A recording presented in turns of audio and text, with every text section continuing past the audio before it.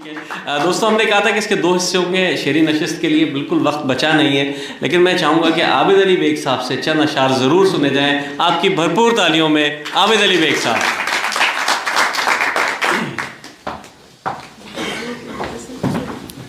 وہ جو کہتے ہیں نا پبلک کے بے حد اصرار پر ایک بار پھر تو میں پھر حاضر ہوں. کمپنی کی مشہوری بھی ہوگی اسے. میری شاعری کے بارے میں یہاں پر ذکر کیا گیا ہے کہ طنز و مزاح میں لکھتے ہیں. ان میں اکثر اشعار قابل دست اندازی سرکار ہوتے ہیں. ہمیشہ سرکاری عمارت میں موجود ہیں، تو میں ان سے گریز کرتے ہوئے کچھ چند اشعار آپ کی خدمت میں پیش کروں گا. سب سے پہلے ایک دعائیہ نظم ہے جو ہم سب کے دل کی آواز ہے. اجازت. عرض کیا کہ علیم ہے وہ خبیر ہے وہ، علیم ہے وہ خبیر ہے وہ، اسے خبر ہے وہ جانتا ہے کہ میری دھرتی کو پاک دھرتی کہا تھا جس نے، تو اس کے ذہن رسا کے گوشوں میں اس وطن کے ہر ایک پیر و جواں کے خوش رنگ مستقبل کے خواب ہوں گے. کہ میری دھرتی کو پاک دھرتی کہا تھا جس نے، تو اس کے ذہن رسا کے گوشوں میں اس وطن کے ہر ایک پیر و جواں کے خوش رنگ مستقبل کے خواب ہوں گے. کبھی نہ اس نے یہ سوچا ہوگا کہ اس طرح کرب و ابتلا میں یہ قوم میری اسیر ہوگی. کبھی نہ اس نے یہ سوچا ہوگا کہ اس طرح کرب و ابتلا میں یہ قوم میری اسیر ہوگی. مروت و درگزر بھلا کر یہ رنجشوں کی عداوتوں کی سفیر ہوگی.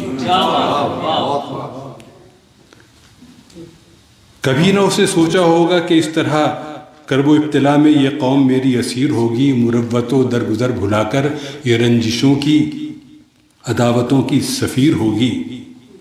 میرے خدایا علیم ہے تو، خبیر ہے تو، تجھے خبر ہے تو جانتا ہے. جو میرے قائد نے خواب دیکھا تھا زندگی کا، محبتوں کا، صداقتوں کا، میری دعا ہے کہ اب تو پورا وہ خواب کر دے. جو میرے قائد نے خواب دیکھا تھا زندگی کا، محبتوں کا، صداقتوں کا، میری دعا ہے کہ اب تو پورا وہ خواب کر دے. جو ذلتوں میں، جو پستیوں میں گرے ہوئے ہیں انہیں تو اب آفتاب کر دے. جو ذلتوں میں، جو پستیوں میں گرے ہوئے ہیں انہیں تو اب آفتاب کر دے. جو راہ میں جا بجا بچھے ہیں وہ سارے کانٹے گلاب کر دے. جو راہ میں جا بجا بچھے ہیں وہ سارے کانٹے گلاب کر دے. میرے خدایا علیم ہے تو، خبیر ہے تو، تجھے خبر ہے تو جانتا ہے. میری دعا میں اثر نہیں ہے، میری دعا باریاب کر دے. بہت شکریہ. ایک دو اشعار. جی جیسے میں نے ذکر کیا تھا طنز و مزاح میں تھوڑا سا مسئلہ ہے یہاں پر.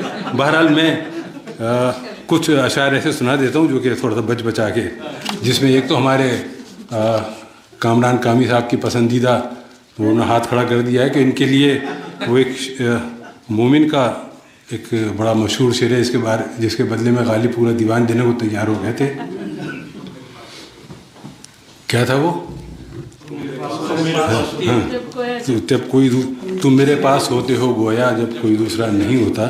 تو اس میں کہا تھا کہ شوق اچھا ہے پر میرے بھائی، شوق اچھا ہے پر میرے بھائی، ضبط بھی تو برا نہیں ہوتا، ضبط بھی تو برا نہیں ہوتا. کر قناعت نکاح اول پر جب کوئی دوسرا نہیں ہوتا،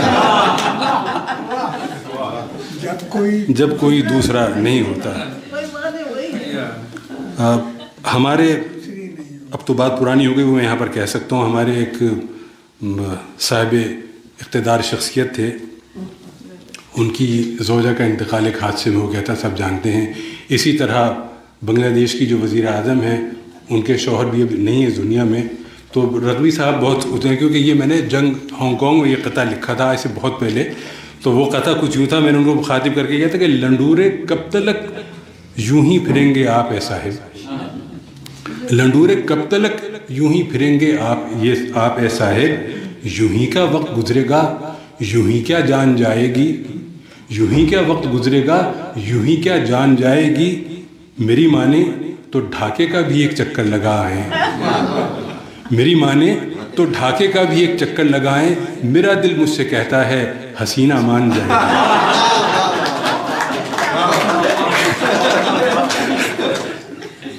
डॉक्टर साहब बहुत मुस्कुरा रहे हैं, मुझे उसकी वजह मुझे मालूम है। इसी तरह बहुत पहले की बात है कि मुल्क में डिक्टेटरशिप आई थी, तो उस वक्त के जो वज़ीर आज़म थे उनको मुल्क से बाहर जाना पड़ा था, चले गए थे, क्या हुआ था बहरहाल। तो उनके लिए एक शेर गाता है कि गुज़रती है असीरी में भला क्या, क्योंकि वो जेल से फिर चले गए थे, कि गुज़रती है असीरी में भला क्या, उसे कुछ रोज़ रहकर फील करते, उसे कुछ रोज़ रहकर फील करते, भुला पाए न तुम फज्जे के पाए,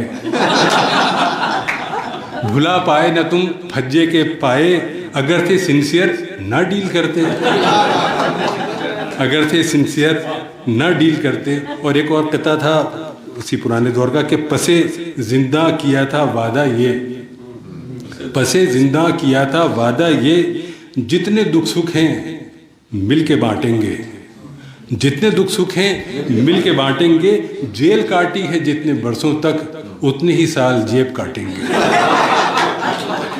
मेरा ख्याल है अब मैं इजाज़त चाहूँगा आपसे। आप सबका बहुत बहुत शुक्रिया, जज़ाकल्लाह, अस्सलाम वालेकुम। आखिर में मैं दिल की गहराइयों से डॉक्टर साहब आपका, आपके पूरे अमले का, पूरे स्टाफ का दिल की गहराइयों से शुक्रिया अदा करता हूँ। इस खूबसूरत इमारत में हम सब का जमा होना, हमें तकरीब में दावत देना, ये सब आपका ही मलका था। आपने हमें इजाज़त दी और आपकी वजह से आज हम यहाँ जमा हैं। तो भरपूर तालियां होनी चाहिए डॉक्टर साहब के लिए और अमले के लिए। बहुत बहुत शुक्रिया आपकी आमद का, बहुत बहुत शुक्रिया।